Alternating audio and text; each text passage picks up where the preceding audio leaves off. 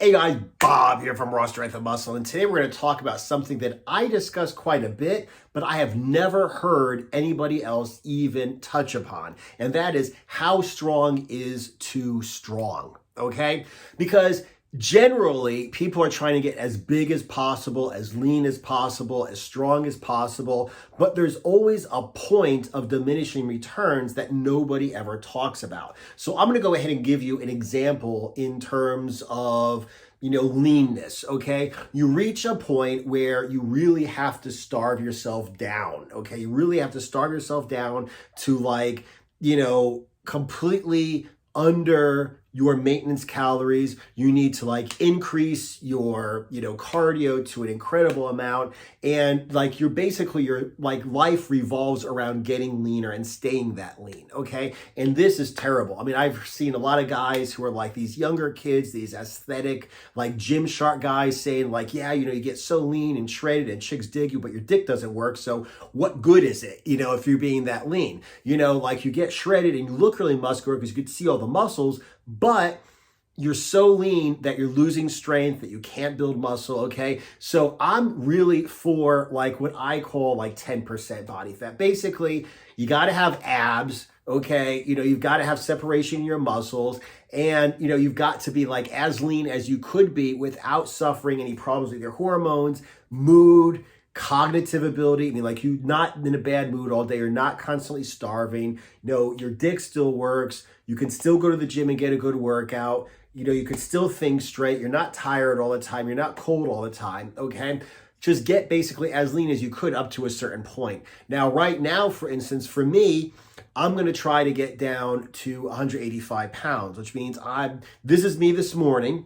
Okay, and I am going to try to get down another 10 pounds. Right now I'm at 195 and I have to get down to 185. We'll see what happens. And then I should be happy there. Okay, so basically what I'm talking about is get down to a level of leanness where you feel good and you look good, but don't get any leaner. Now, the next thing is what nobody ever talks about is how big could you get? How big and strong should you get? And I'm going to give you an example of that. Let's say, for instance, you have a pencil neck, okay? A really skinny pencil neck. That is unhealthy. You have no muscle surrounding your neck. So first of all, just walking around and standing around, you have a bad posture. You look weak. You look terrible with a pencil neck. You probably have bad posture. It's probably bad for your spine to be that weak. God forbid somebody hits you, he knocks you out immediately. God forbid you have a car accident and you shake your head, you immediately hurt your neck because you have no muscle. On the other side, let's say you have such a thick, well-developed neck that you really have sleep apnea, because that's what sleep apnea is. A little bit of chest pressure because of muscle and or fat on your chest. But, muscle and or fat on your neck will close off your throat and cause you to suffocate at night. You wake up a million times in the middle of the night because you're suffocating, you're snoring loudly. Sleep apnea is real and it's terrible. And it happens when your neck is too thick, whether that's muscle and or fat. Okay, so just having a lean, muscular neck will actually cause sleep apnea. And that can have serious health problems, okay? So having a pencil neck is bad, but getting a huge, thick, steer neck, a bull's neck is also bad, okay? The first time that I ever really heard about getting too strong is when I was a kid. I was reading a magazine and there was an editorial, and the guy was writing it said, he was a really good Olympic lifter. Okay, not world class or Olympic class, but he was a state or national level Olympic lifter when he was college and shit like that. And, he said he has severe back problems now. And he's the human body is not meant to take 300-400 pounds, throw it up in the air and catch it overhead. The human body was not intended to do that. So because when he spent these years intensively training, he would just pick 300-400 pounds up and throw it up over his head and hold it, snatch, clean and jerk, stuff like that. He damaged his body, okay, because he wasn't intended to get that strong. Now, I, on the other hand, right around the time when I was reading that, I had just read Dinosaur Training, which was an excellent book. I need to do a review on it again, where he talks about doing basic, heavy exercises, okay? And I used to have back problems red dinosaur training, I started doing stiff-legged deadlifts, where you basically just hold a bar and you bend over at the waist and keep your back straight. And I got up to like 3 plates. I think my goal was like 4 plates or whatever for stiff-legged deadlifts. Now I was way over 3 plates and my back actually got stronger, okay? My back pain went away, okay? These days I'm doing, trap bar deadlifts with 500 pounds and my back is strong and I'm 48 years old and my back is healthier than it's ever been, okay? But should I really go past this? Should I go up to like 600 pounds on the trap bar? Okay, at one point I considered that, but I actually stopped now because I realized at this point, okay, getting any stronger on that lift is not going to make me like probably any like really big. I mean, I'm as big and as muscular as I need to be. It's not really going to get me like stronger. Like I'm strong enough right now to do anything I have to. Like I'm healthy in terms of health. I have a lot of strength. I did judo for a while. I was picking people up and just throwing them around literally because I just had so much strength. So it's like, I don't really need any more strength. The only thing that really could come out of this is I could probably at some point start injuring my joints.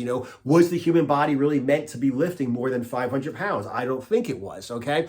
So basically, like when you start out, I think that you should try to get as big and as strong and as lean as possible, okay? However, once you start to get to a more elite level, I do think that you should actually put a stopper on it. Like I said, I don't want to get below what I call 10% body fat, where I've got like good abs, okay, but I'm not exactly, every muscle fiber, every striation, because I want to get lean to the point where I can stay there year round, feel good, look good, function sexually, function intellectually, function in the weight room, and also, like I said, look good, okay? I want to get my strength up to where it is right now, okay? Basically, I'm doing dips with my body weight in addition to myself. I'm doing trap bar deadlifts with 2.5 pounds my body weight. I'm doing 20 reps of squats with 1.5 times my body weight. So basically, like I said, I actually have in my workout program, which is also in my group training program, like I have standards that you should try to get to relative to your body weight, but you shouldn't really go beyond them. So just think about that. Like I said, it's like, you've got a guy who like bench presses 300 pounds, and I don't bench press, but you have a guy who bench presses 300 pounds, but his deadlifts and his squat sucks. Now, should he go ahead and get stronger and go for a 400-pound bench press instead of staying at 300 pounds for his bench press and bringing up his squat and his deadlift, his weak points, to get to the point where he's a well-rounded person? I mean, how much bigger do your tits have to get after you bench press 315 for reps? How much stronger you need to get after you bench press 315 for reps? And if you push and you try to get to 400 pounds, first of all, your squat and deadlift are going to suck even more in comparison, okay? And second, at what point are you going to just tear something in your shoulder, tear your pec, or do something like that, or damage yourself, okay? If you get up to 315 for reps for bench, you should probably stay there and make sure that your deadlift and your squat catch up so you're a well-rounded guy. So you've got plenty of muscle, well-rounded strength in all of your lifts, and if you're lean enough, you're going to look incredible. You'll be healthy, strong, perform well, and you'll look incredible. That's like basically all you could really ask for out of training, okay?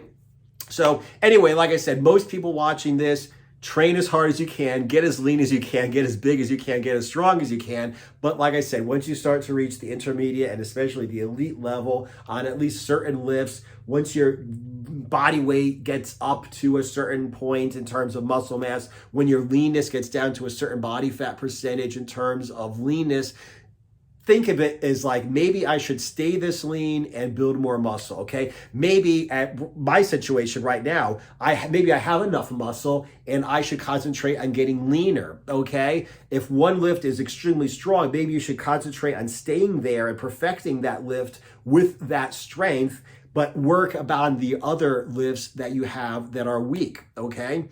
Like, for instance, with me, I had an injury to my elbow where I couldn't do like pull-ups or rows or anything for a long time. I had to take basically like a year and a half off where I wasn't really doing pull-ups, I wasn't really doing rows, and I was just doing dips and weighted push-ups the whole time. Well, now my dips and my weighted push-ups are fucking pretty good, but I need to keep my dips and my weighted push-ups where they're at and work on my rows and my weighted pull-ups, okay? So like I said, that's just basically something that I want you guys to think about. Like I said, if you're interested in not only learning how to get as lean as possible, as muscular as possible, and as strong as possible, but also where the limits are that you shouldn't exceed, go ahead and check out my RSAM workout down below. It's my weighted calisthenics workout, or my group coaching, links down below. Or if you want me to just tell you what to do, which a lot of guys recently have been wanting to do, just make your workout, make your diet, tell you exactly what to do, and be at your beck and call so you can text me when you have a question.